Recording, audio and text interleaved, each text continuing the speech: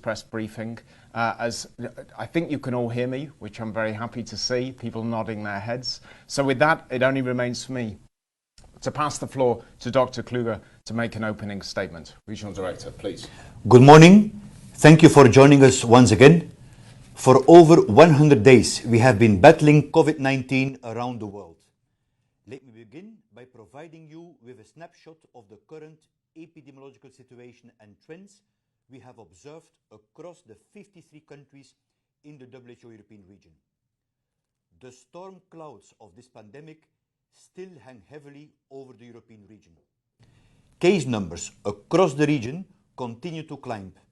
In the past 10 days, the number of cases reported in Europe have nearly doubled to close to 1 million.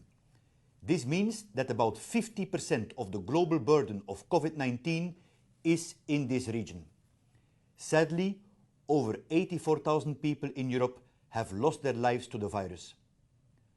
Of the 10 countries in the region with the highest numbers of cases, there have been optimistic signs in terms of declining numbers in Spain, Italy, Germany, France and Switzerland in recent weeks. But small positive signals in some countries are tempered by sustained or increased levels of incidence in other countries, including the UK, Turkey, Ukraine, Belarus and the Russian Federation. The next few weeks will be critical for Europe. The impact of this virus has darkened all our lives. My thoughts and deepest sympathy are with those grieving from the loss of loved ones or who are seriously ill themselves. And I send my heartfelt gratitude to those on the front line in health and care services who are keeping services operating, working relentlessly to save lives. I would also like to express my thanks to everyone for adhering to the national and local measures and restrictions in place over the last holiday weekend, and appeal to all to continue following these as we approach Orthodox Easter in the coming days. Make no mistake, despite the spring weather, we remain in the midst of a storm. Several countries are yet to feel its full impact, while others are experiencing a dip as numbers of new cases of COVID-19 are falling. It is imperative that we do not let down our guard, but physical distancing, lockdowns and other measures to slow down and stop transmission are affecting lives and livelihoods. People are rightly asking, how much do we have to endure and for how long? In response, governments and health authorities must come up with answers to identify when, under what conditions, and how we can consider a safe transition through a gradual shift in measures. New WHO Regional Office for Europe guidance will be released at the beginning of next week. I will be sharing the key points of that guidance with ministers of health from the 53 member states of the WHO European region tomorrow morning. I am very grateful to the independent European Strategic Advisory Group on COVID-19 for their feedback and input last Tuesday, and to the Director Generals for Health in the region for their comments yesterday. As we consider transition, we must acknowledge there are no quick wins. Complexity and uncertainty lie ahead, which means that we are entering a period where we may need to rapidly adjust measures, introduce and remove restrictions, and ease restrictions gradually, whilst constantly monitoring the effectiveness of these actions and the response of the public. Ultimately, the behavior of each of us will determine the behavior of the virus. This will take perseverance and patience. There is no fast track back to normal. Any steps to ease restrictions and transition must ensure, 1, that evidence shows COVID-19 transmission is controlled. 2, that public health and health system capacities, including hospitals, are in place to identify, isolate, test, trace contacts and quarantine them. 3, that outbreak risks are minimized in high vulnerability settings, particularly the elderly homes, mental health facilities, and people residing in crowded places. 4. That workplace preventive measures are established with physical distancing, hand washing facilities, and respiratory etiquette in place. 5. That importation risks can be managed. And 6. That communities have a voice and are engaged in the transition. My single overriding message: if you cannot ensure these criteria are in place before easing restrictions, please rethink. COVID-19 is unforgiving and has shown the ability to overwhelm even the strongest of our health systems in Europe quickly. If countries do not have adequate all of society and all of government preparedness and response strategies in place, if your health workforce is not trained and equipped and protected, if your citizens are not informed and empowered with evidence-based information, then the pandemic will sweep through your communities, businesses, and health systems, taking lives and livelihoods with it. Watch, learn, and listen to each other, particularly the countries that are already taking steps to ease restrictions and transition to a next phase of response. Solidarity is key here, between the health authorities and COVID-19 response leads in the respective countries. In conclusion, we remain in the eye of the storm.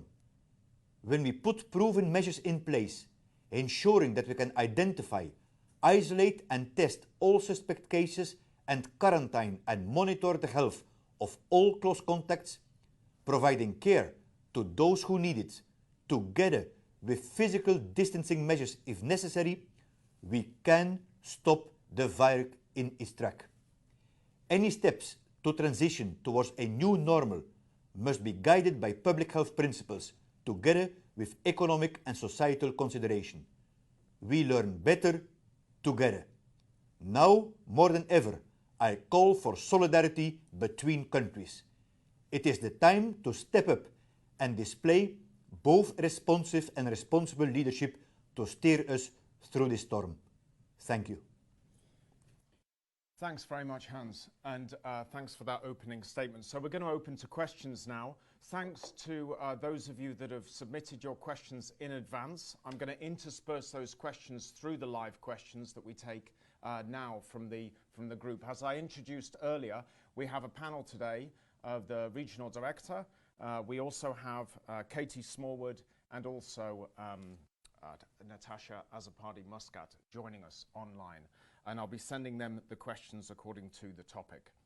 So I'm going to open and I'm going to go straight across to Camilla Hodgso from the Financial Times. Camilla, are you there? Can you hear us? Hello, yes, can you hear me? We can. Please go ahead. Great, thanks so much. I was just wondering, you mentioned new guidance for Europe just now that you'll be speaking to some health ministries about tomorrow. I was wondering if you could just elaborate any more on what that guidance is in relation to. That's great. Thanks very much, Camilla. I'm going to send that question straight over to Natasha Muscat, who's joining us. Natasha, could I have your response to that, please? Thank you, Rob. Good morning. As the regional director just outlined, there are the 6 criteria that need to be in place in order to move towards transitioning.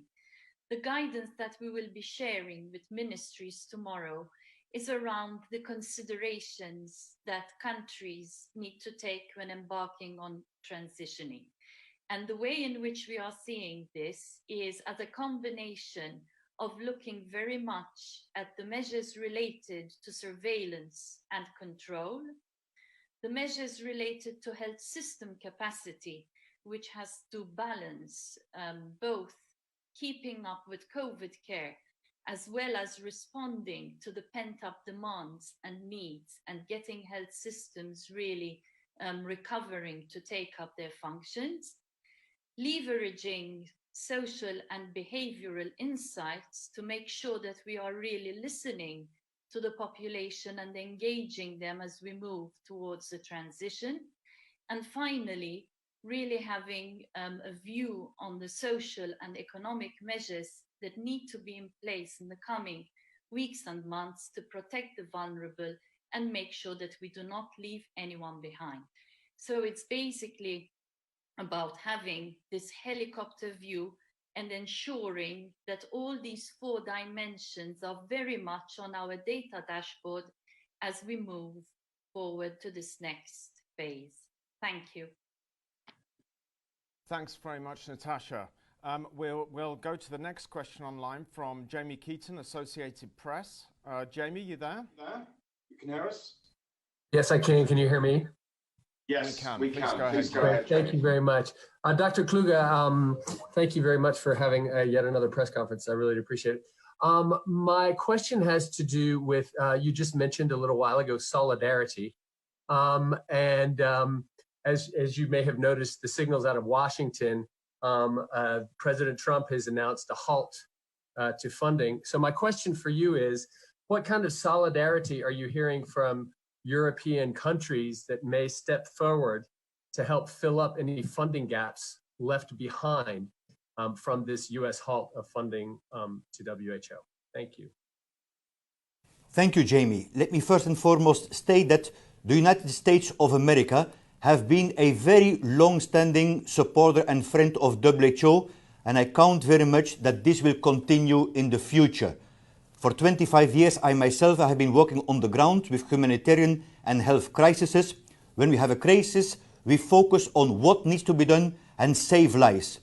And particularly with institutions like the US CDC, I have been seeing how many lives of vulnerable people, thanks to the support of the people of America, have been saved. We have been receiving, indeed, in fact, we have been overwhelmed by the support of European countries, but also people of Europe and all over the world to the mission of WHO. We are looking at the finance situations. Some commitments have come in, but for the time, we are in the midst of the crisis. So what we focus on is to save lives. From the very beginning, the WHO and its staff, of which I am very proud, has been giving every ounce of its heart and spirit to fight the pandemic.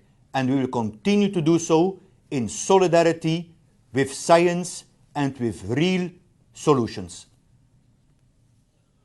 Thanks for the question, Jamey. And previous to that, thank you to Camilla also and Natasha for responding.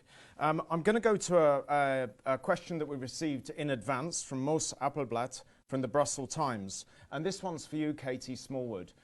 It reads, in many, if not most EU member states, the fatality rates in retirement homes is very high. In most countries, there hasn't been enough testing in the retirement homes, and a common view seems to be that the patients there suffer from underlying conditions and don't meet the criteria for intensive care in hospitals. What is your assessment of the situation in retirement homes? Is there a strategy that countries should adopt to protect the elderly and reduce high mortality rate in retirement homes? I hope you got that, Katie. I'll send that over to you. Thank you very much, Rob. I hope you can hear me. Yes, indeed. And when we hear about the numbers of deaths in retirement homes, it's just tragic. And the situation there in these settings is very difficult to manage. And before I say something specific about WHO's recommendations, I just wanted to highlight that retirement homes combine 2 very distinct types of vulnerabilities. Number one, the residents that are there are vulnerable because of who they are. They're vulnerable because they're of older age groups, and many of them have underlying medical conditions, meaning that they can't care for themselves. But they're also vulnerable because of where they are. And retirement homes and other closed settings often are prone to explosive spread of diseases because of overcrowding, because they're areas where a lot of people are coming in and out. There's a lot of contact between people. So combining these 2 types of criteria, retirement homes are very high risk, and we really need to put a lot of attention into them. In terms of our WHO recommendations, we recommend that older age groups are treated with particular care, and in terms of clinical recommendations, as vulnerable groups, we recommend that they're hospitalized if they're detected as positive for COVID-19, or if indeed they're suspected for COVID-19. But of course, these decisions are taken on the basis of the patient and the treating physicians. But measures that need to be implemented for the residents themselves, those that are coming into the homes, particularly those who are discharged from medical facilities. For visitors coming in, very clear risk assessment procedures need to be in place for any visitation, but also for staff.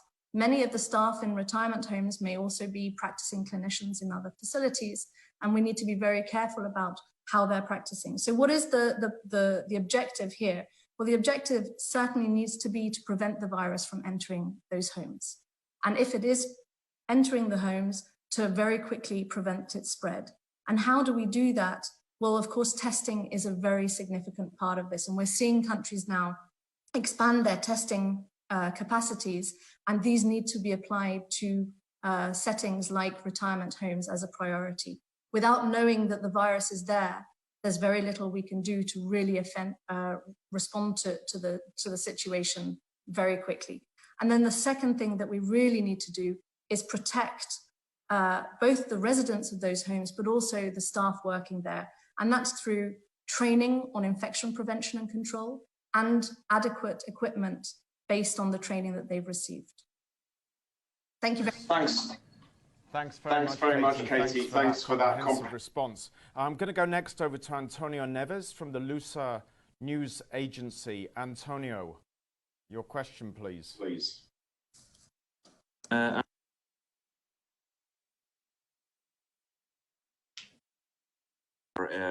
For lifting the more restrictive measures.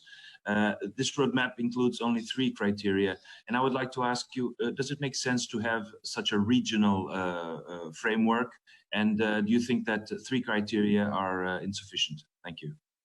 Antonio, forgive us, we missed the beginning of your question. Can you just repeat the entire question? We missed the first couple of seconds of the question. Okay, I'm referring to the European Commission's roadmap for lifting the more restrictive measures. So I would like to ask Dr. Kluge, does it make sense to have a regional framework for this, and if the 3 criteria defined are insufficient? Thank you.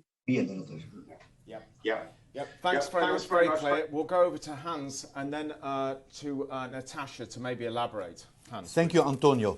So the transition framework we have been discussing with the Senior Strategic Advisory Group on Tuesday, yesterday with the Director Generals, and tomorrow to be presented to the Minister of Health, is a regional framework for all 53 countries according to 4 dimensions linked with data analytics, communication and community participation, recognizing the specifics of each country context, but in fact going even further, like we have been seeing in countries as Italy and Spain, that needs to be adaptable to the subnational context, particularly in those countries where health systems competencies are devolved. So it is a framework that every country and subnational level can use in order to ask the right questions as a kind of a checklist.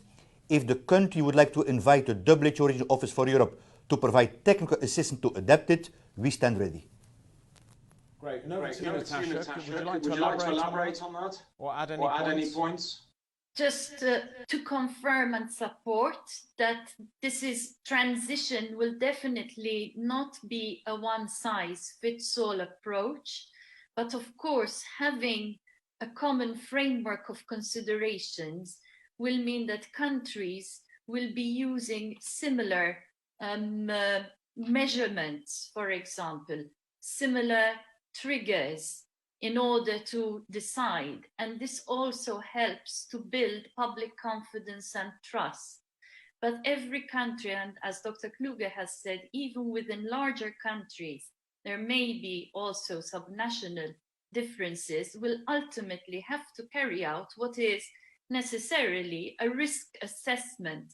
And into that risk assessment, we will put the epidemiological indicators, but also very much the public health service capacity to isolate, test, trace, contact and quarantine, and the healthcare capacity. Different countries may have different healthcare capacities, and therefore the buffer that countries will be ready to work with could be different, both between different countries and over different periods of time. At the same time, we understand that it is very important that we try as far as possible to use similar language and give similar messages so that people in different countries can understand better the basis upon which the decisions in their own country are being taken, because we feel that this is very important to build public understanding and trust. Thank you. Great stuff. Thanks very much, Natasha. I'm going to go over to Sarah Newey from The Telegraph next. Sarah, can you hear us? Yes, I can. Can you hear me? Great, we can. Please go ahead, Sarah. Great. Thank you so much for taking my question. My main question at the moment is, it seems from what you've been saying about care homes and about exit strategy this morning, testing really is essential to the approach.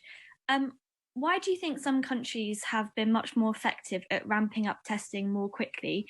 And what do you think countries can do to accelerate that ramp up of testing and make sure that more tests are able to run on a daily and weekly basis? Thank you.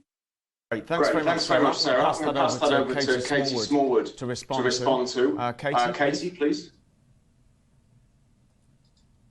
Thanks very much, Sarah. Yes, it's an excellent question, and it just speaks to the realities on the ground that don't always meet what we want theoretically. We're living in a very difficult situation where there are huge practical barriers to us being able to implement a perfect response, and we need to be aware of that. What we've seen in testing in all countries across Europe that have had cases since the beginning of March is that testing has been ramped up. So we have seen very significant improvements in the capacity to test widely. Of course, WHO's recommendation is that every single suspect case of COVID-19 is tested. But we know that that's not the case. And we know that there are several countries that are doing more testing than others. And this represents partly the pre-existing capacities in the countries to bring into the game all public and private laboratories and the procedures that were there beforehand. But it also represents the availability of reagents, the capacity in the workforce to be doing the laboratory tests, and that's got significant variation. So what I would say is there's no one-size-fits-all response to your question, but each country needs to look at its own capacities. It needs to look at international capacities to be able to support. WHO is providing a large amount of support in testing, both through the provision of reagents to countries that need it, but also in the form of technical assistance to laboratories and laboratory workers to be able to undertake the tests. And then finally, and we hope that this will move in the next few weeks to months, is that we'll have a broader range of tests that have been validated and mechanisms through which we can increase testing. Thank you. Wonderful. Thanks very much, Katie, and thanks for the question, Sarah. Okay, so next we're going to go over to Meruyert Shalb. Meruyert, if you're there, that would be great. Could you please introduce yourself and maybe state which agency or news outlet you're from? Yes, thank you so much. My name is Meruyert.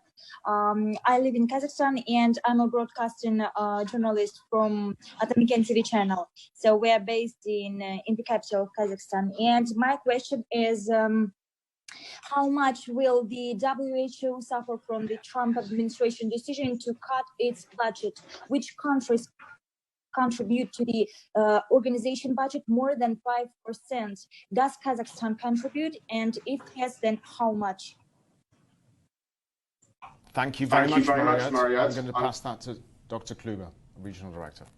Yes, the share of the United States is about 15% of the WHO budget. It's an annual contribution of about $450 million. So at current, the financial experts are overlooking the financial situation.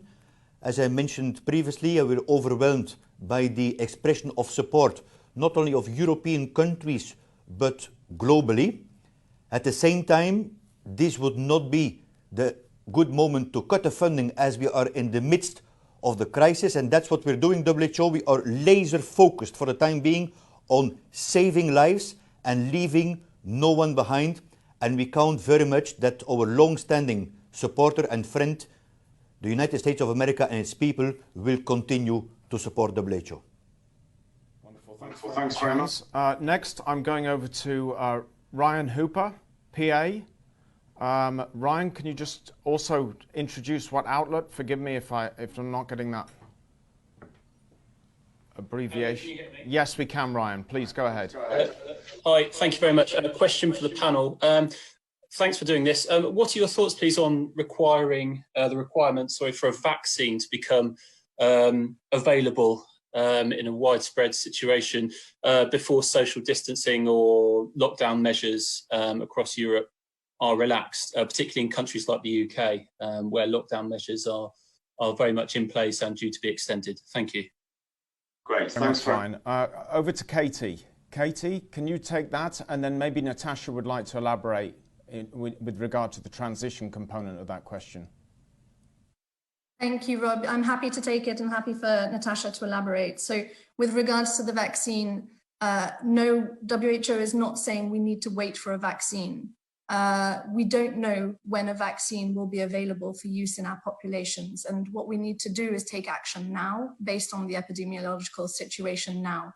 What's very important is that any measures that are relaxed or shifted are done according to the criteria that Natasha has already outlined, and that we think of ourselves in a period of a new normal until such a time that a vaccine may become available to us. We know that there are over 70 vaccines currently in trials, that there's a huge push in the research and development community to move forward. But we're also aware that in reality, we know that it normally takes several years for a vaccine to be developed. We will try and push this as fast as possible, and we're currently looking at 18 months, but we can't predict when exactly a vaccine will become available, and we can't wait for that. Natasha, anything to add to that? Thank you, Ryan, and thank you, Katie. The only thing I would add is, of course, the vaccine is going to be most important, particularly for the high risk and vulnerable groups. And in terms of the gradual and phased transition, we will be recommending that as far as possible, countries take a stepwise, incremental approach and start with those measures that are considered to be based on the modeling estimates to have lower risk, and the backloading, the easing of measures that are deemed to be more risky, particularly where vulnerable people and their shielding and cocooning is concerned. Of course, we are actually calling it transition because we are entering a phase and we do not know how long this phase is going to be.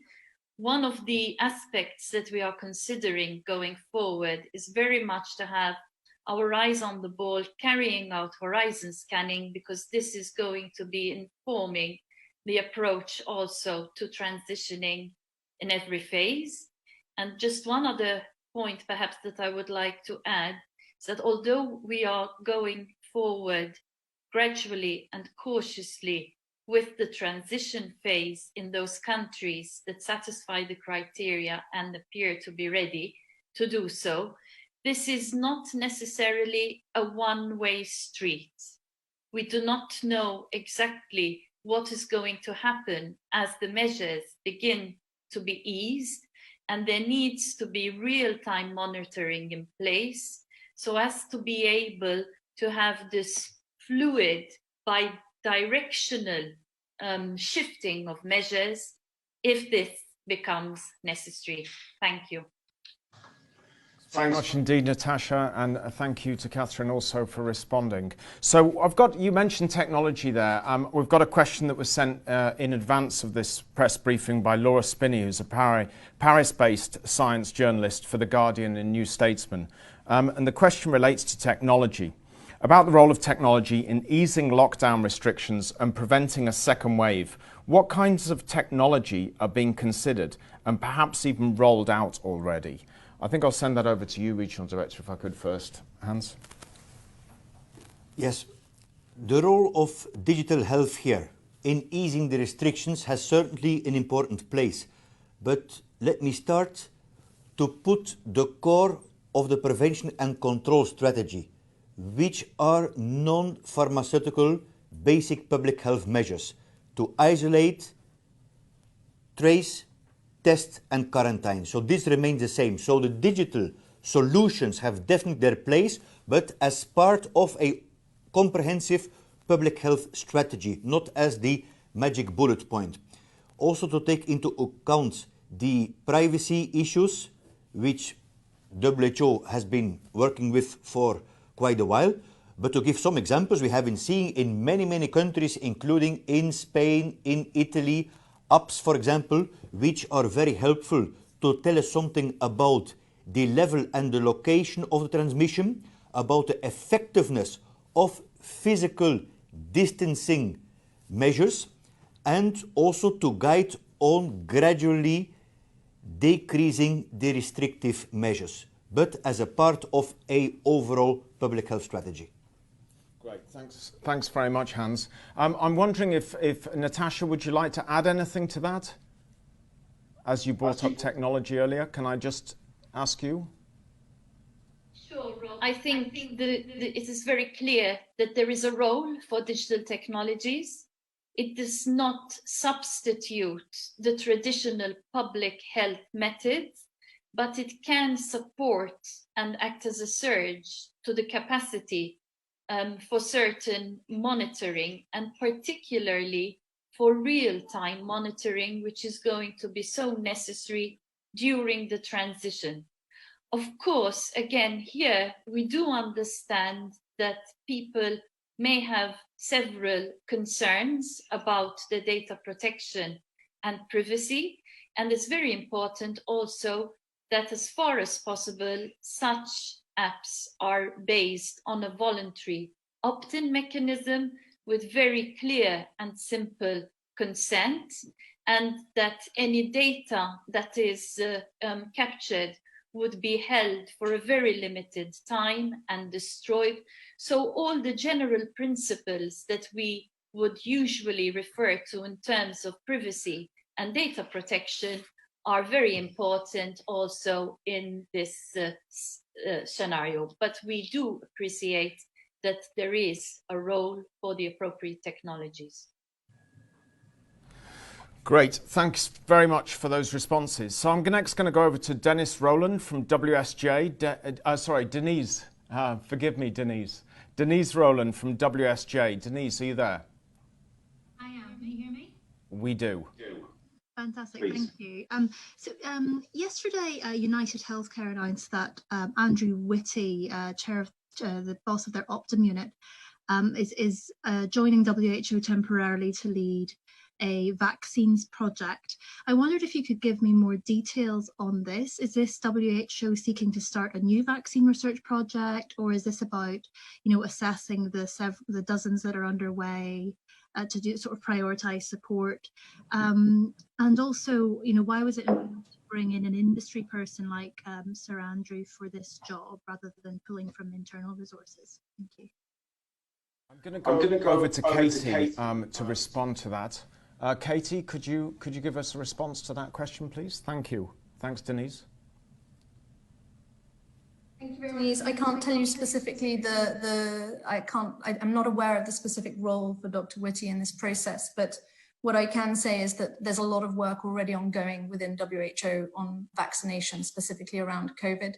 One is principally on the R&D side, so development of the vaccine itself, but there's also a lot of planning that's already started within the House into how the vaccine would be rolled out globally, and the major challenges, both in terms of public health, but for industries that may be involved in the production of vaccine, how that could be scaled up. It's not unusual at all for WHO to be working with the industry for vaccine production. In the context of influenza and other viruses, We have very regular meetings involving all industries in terms of composition to align the different industries and to really plan rollout of vaccine, scale up of production in accordance with public health needs. Thank you very much. Thanks very much, Katie. Okay, so we'll go over to I don't know if it's a Mr. I don't have a Christian name or a first name for Singh from ExtremN News. Singh, can you introduce yourself, please? Good morning. It's Singh from ExtremN News in Germany. I'm not the editor-in-chief, but he doesn't speak good English, so he asked me to do this for him.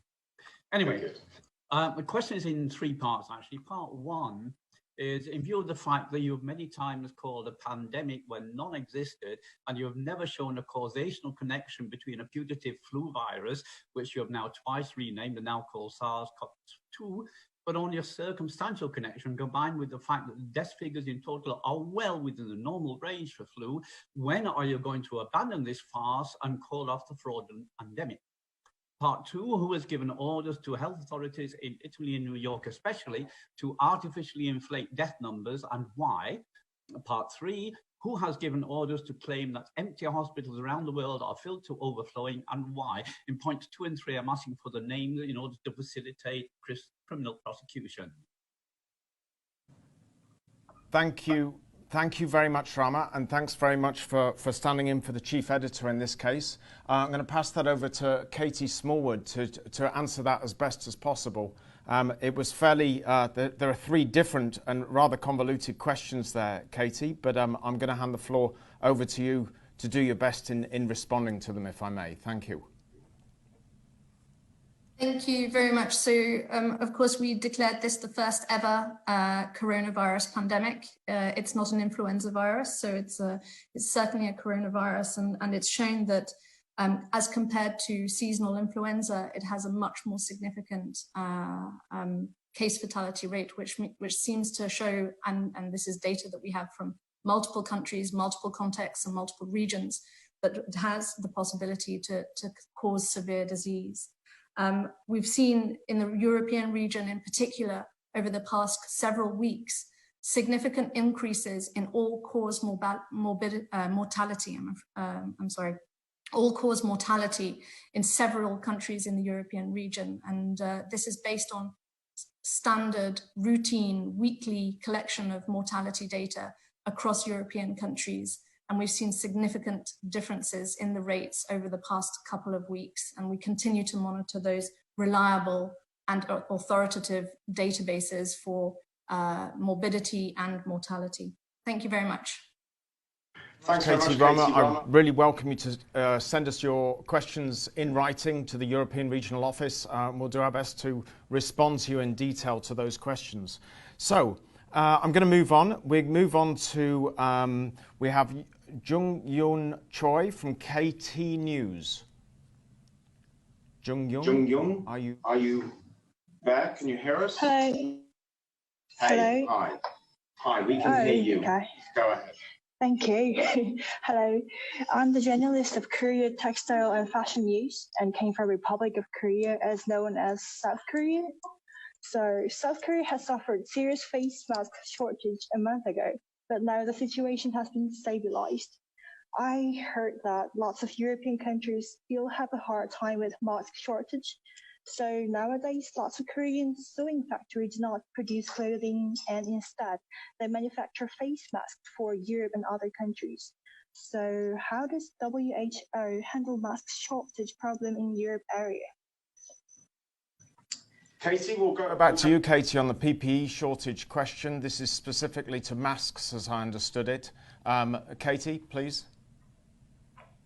Thank you very much for the question, and it's great to see industries really refocus their work in support of COVID-19, and I think WHO would continue to recognize in a broader sense. With regards to the specific question around masks, I think we need to be careful when we speak about masks. There are several different types of masks, including medical masks and cloth masks that are used differently and applied and used for different types of population groups and used differently culturally in different settings. With regards to medical masks specifically, WHO's position here is that we do see continued global shortage, and we are working through our global supply chains to really make sure that we can supply countries that need all PPE, including medical masks, effectively. And that's starting to improve now, and we're seeing small improvements in that process. With regards to who should be wearing them, WHO's position is that medical masks should be prioritized for healthcare workers, for those who are sick, and for those who are caring for people who are sick. And we don't currently recommend their use in broad populations. However, when they are used, they need to be used as part of a much broader set of individual protective measures that are really based on infection prevention and control, washing hands, avoiding contamination with the face, and coughing and respiratory etiquette in terms of covering your mouth and or using a tissue when coughing or sneezing. So thank you very much. Great. Thanks very much, Katie. And next we'll go to Kat Lay from The Times. Kat. Oh, hello. Hi. I wanted to ask if there was any evidence that childhood vaccination programs were being hit by the response to the pandemic, and if so, what governments should do in response to that. And perhaps more broadly, how much weight should be given to the unintended consequences of lockdown policies on other health conditions when countries are thinking about moving into transition? Okay. Thanks very much for that, Kat. I think I'll take the first part of that question, and then I'll throw it over to Natasha to talk about the other extended impact. So regarding immunisation, of course, very concerning. A phenomenal burden from COVID-19 that is stressing even the most well-developed and mature health systems, as the RD, our regional director, said in his opening statement.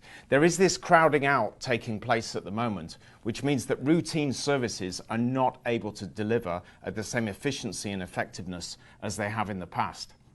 And of course, immunisation, notably childhood immunisation, fits into that in terms of the services that are not being delivered as they were previous to this pandemic. So in this respect, it's very concerning for us because children cannot become an extended burden, if you like, of COVID-19. We cannot allow that to happen. We have to assure that these services are delivered as best they can be during these quite extreme and phenomenal times that we're living through at the moment. So we do have evidence from across the region that this is impacting the pandemic, and the response to COVID-19 is impacting childhood vaccination programs. The key point here is that on one side we have the services that are struggling to provide the services. On the other side, we have the parents that are very concerned, of course, to take their very young children, often very young children, into services and into the centres, and to, of course, come out into the public and go to the health centres to have their children vaccinated. So it's both sides of the story that we need to take into account here.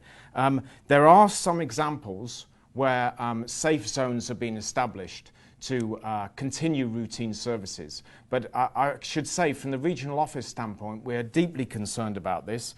We do not want the children to miss these vaccines, of course, and be affected by vaccine-preventable diseases, possibly now and, of course, later in life if they've missed the vaccines that are scheduled according to their national schedules. But on that point, I'm going to hand over to Natasha to say a little bit more about the crowding out that we're seeing take place. Natasha, please.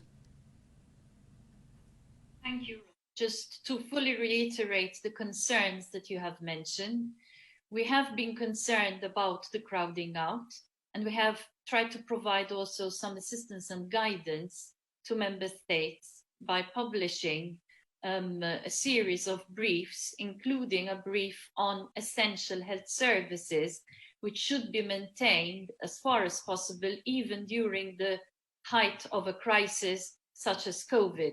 And childhood immunization services is considered as one of these key essential services that should be maintained throughout. Nonetheless, we fully understand that country health services have had to refocus and prioritize COVID. And now, as we start to see already that there are some adverse effects, part of the transitioning guidance will be, in fact, devoted to this concept of continuing to provide COVID care as necessary, continuing to remain vigilant and keep a high level of preparedness, but also ensuring that the routine health services come into play and recover as well as possible. One of the other points of concern that we have seen is that even in those countries where they have been able to maintain the capacity to continue to provide routine healthcare services, they have seen a drop in attendances, for example, at accident and emergency. They have seen also, for example, drops in people presenting even with chest pain or presenting very late with cardiovascular symptoms. This is, of course, very worrying, but we are working to try to identify those barriers that are keeping people away from accessing the health services. And we are trying to find ways in which, as we move to transition phase, we create the configurations to ensure that we have as safe as possible patient pathways so that people can feel confident to come forward for the health services that they need, so that we can start to deal effectively with the pent-up demand that has accumulated over the past weeks. Thank you. Thanks very much, Natasha, and thanks, Kat, for the question. So next I'm going over to Tom Magner. Tom, can you introduce yourself, please? Yes, I'm Tom Magner, presenter of Carers Questions on carersworldradio.com. Thank you for taking my question. It's a health question, if I may. The fire services in the United Kingdom are urging people not to have bonfires, at least during the lockdown. Viewers on carersworldradio.com, many of whom are family carers at home classed as vulnerable, are asking the following. Is there a link or effect between COVID-19 and wood smoke? If so, in summary, as best you can, what is that evidence? And finally, can you give a message to those ignoring UK fire services advice not to burn wood? Thanks very much indeed, Tom. Katie, I'm going to ask you to respond to Tom, please. Thank you, Tom, for the question. The response would be that we should all be following the advice of our local authorities, which is taken in discussion with health authorities, but also other sectors such as the police, fire brigade, first responders. And these decisions are not necessarily taken because bonfire or wood smoke have a direct causal link to the disease itself, but because they may distract resources from essential services. They may encourage people to congregate in groups, which is against the current advice of the authorities in place. So we would certainly recommend that each of us take our responsibilities quite seriously in this event, and that the behaviours we should be showing are examples to others in our communities, and that we all have this very key role to play, and the decisions we take and the advice that we follow will actually determine the spread of the disease. Thanks very much, Katie. I'm going over to Gabriela Sotomayor. Gabriela, welcome back from Mexico, Proceso. Gabriela, are you with us? Thank you for taking Thanks. I have a question. I was late a little bit. I don't know if it has been asked, but is there any estimate of how many health workers have been infected in the region and how many died from COVID-19? Thank you. Okay. Thanks very much, Gabriela. I know that we do have some data on that. I'm going to pass the floor back over. Sorry to put it on your plate again, Katie, but that's over to you again, Katie, please, to answer Gabriela's question regarding healthcare workers and burden within healthcare worker communities. No problem, Rob. Thank you, Gabriela, for the question. Of course, we're very concerned about the high rates of infection among healthcare workers. They're particularly vulnerable, and we need to put all our efforts into protecting them and keeping them in the workforce. Certainly they should not be working if they're sick. In the European region, we're following the data that we have from all of the countries that report based on case-based data. And sometimes we have full details within those cases. And on the basis of approximately 300,000 case-based report forms that we have received, we have documented that 1 in 13 cases are among healthcare workers. This is a very high number, but it needs to be treated also with some caution. There is a testing bias towards healthcare workers. It's much more likely if I'm a healthcare worker working in a hospital or in a medical facility that I will be tested for the virus as compared to the general population. So yes, we are seeing high rates of healthcare worker infections. This is a concern, but also we can't read too much into those numbers before we have much more information about the general population. Thank you very much, Katie. Thank you. We have a question from BAYRAM from the Anadolu Agency. BAYRAM or BAYRAM? Hi, thank you. Thank you very much for giving me this opportunity. This is BAYRAM-A. I work for Anadolu Agency and based at United Nations Geneva office.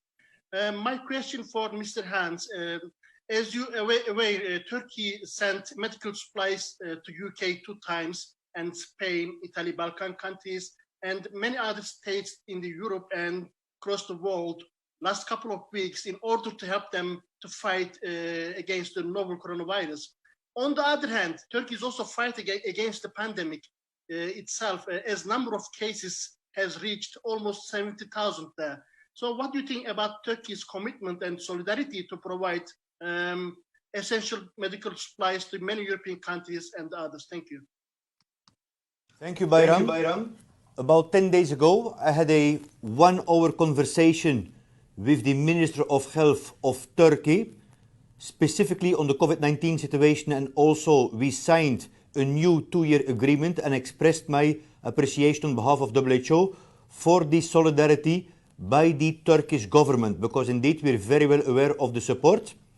And I always say what happens in one country and the support that WHO is providing to one country is useful for the country, but is as useful for the whole region and beyond. This is a new virus, so the solidarity you expressed is very important. We are learning every day.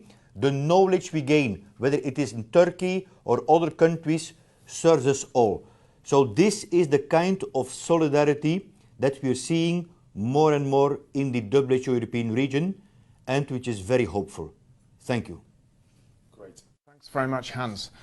We have a question from Konstantinos Davanis. I don't think I've asked this of Natasha so far on this call. From the Hellenic Public Television in Greece, who asks, are there countries in Europe that will be based on the epidemiological picture that exists and with the measures that have been taken, ready to lift the restrictive measures and resume at a normal pace? Is Greece among these countries? That is from Konstantinos Davanis from the Hellenic Public Division outlet in Greece. Natasha, please. Thank you, Rob. Thank you, Konstantinos.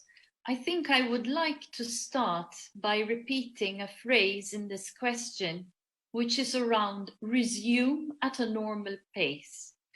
I think it's very, very clear for us as we consider this transition phase, that this is not about going backwards, going back to normal. It's about going forward into as yet an unknown new normal.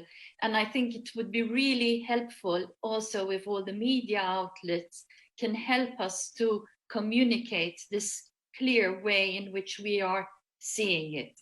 In terms of the countries and their preparedness, I go back to the criteria which the regional director outlined at the start of this call, the 6 criteria, but generally it's about having the right epidemiological information in terms of a declining number of new cases, but also in terms of the fact that with the number and rate of new cases being seen, the healthcare system, the public health capacity is clearly there and is able to cope. It's also, however, about having the larger overview and the larger picture in mind. In other words, the population, how they are feeling, how they are responding, how they are adhering, and also the socio-economic picture. And therefore, some countries we know are very much thinking and planning their transition.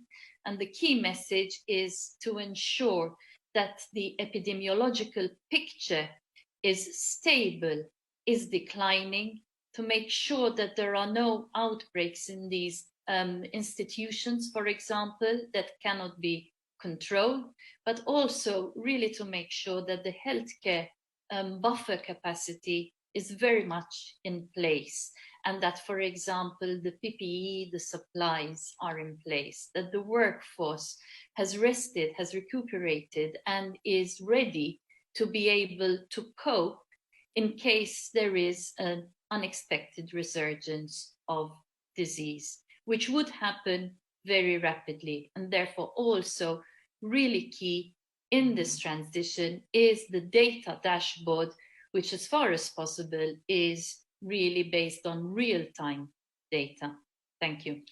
Thanks, Natasha. Would you like to add to that? Yes, I think that was excellent how Natasha showed that the WHO framework can be applied to each country-specific context, and I wanted to reassure you, Konstantinos, that we are in regular touch with Minister Vasilis Kikilias and also with the Special Envoy of Prime Minister Mitsotakis on COVID-19 for international organizations, Professor Elias Mosialos from the London School of Economics and Political Science, who in fact is one of my strategic advisors, including on developing the transition framework. So it's a win-win for Greece and for the region, and what I see is that Greece is tackling this also in a very evidence-informed manner. Thank you. Thanks very much, Hans. Right, on that note, we're going to close this press briefing. Very happy that you could join us today. Please do join us again, same time next week. In the meantime, take care, stay safe. Bye.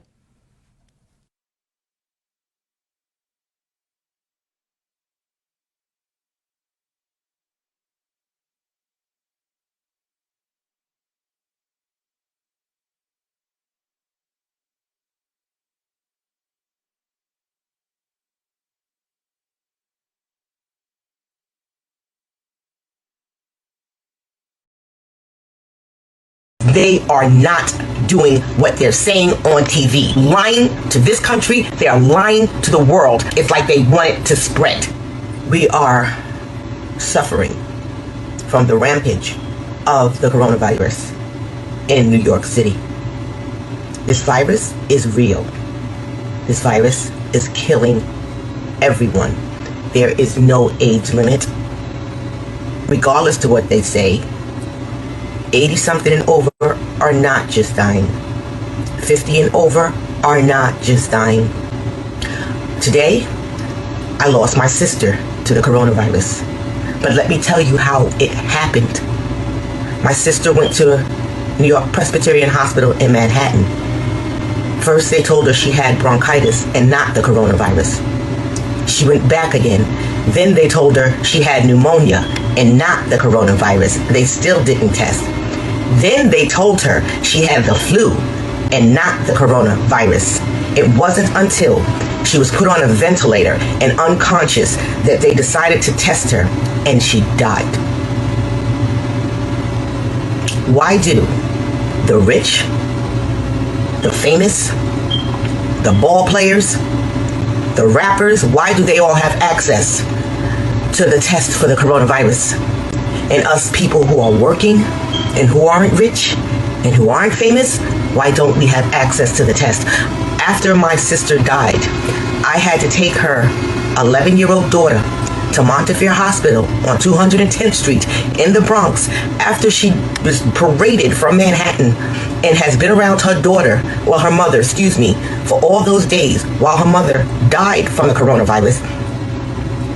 I had to bring her from Manhattan on the subway to the Bronx, still not knowing that the mother had the coronavirus. Brought her to Montefiore Hospital, where they took my little niece, threw her in a tent, told us, we're not testing here.